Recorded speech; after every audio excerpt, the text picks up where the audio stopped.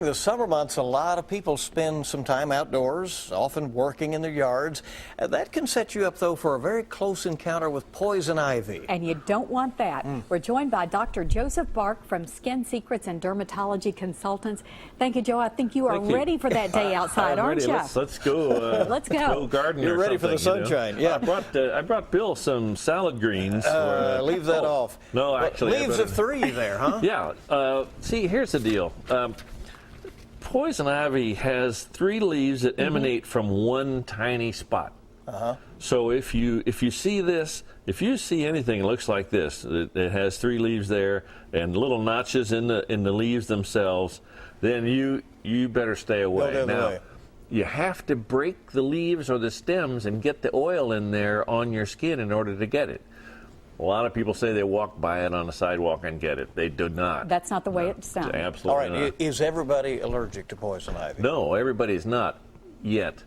But the more frequently you get into it, the more likely you are to be allergic to it.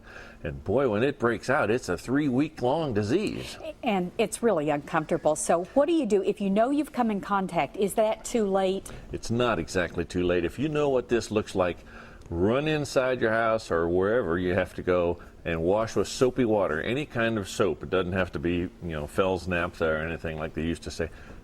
Wash it off. It's an oil. You wash it off and you're going to be probably fine if you get it off within 10 minutes. All right, then what about, you move on, next I guess would be an over-the-counter calamine lotion, this kind of thing? We call it the calamine sign. That's what everybody seems to do. Yeah. And everybody seems to know poison ivy, but they come in and ask you what it is.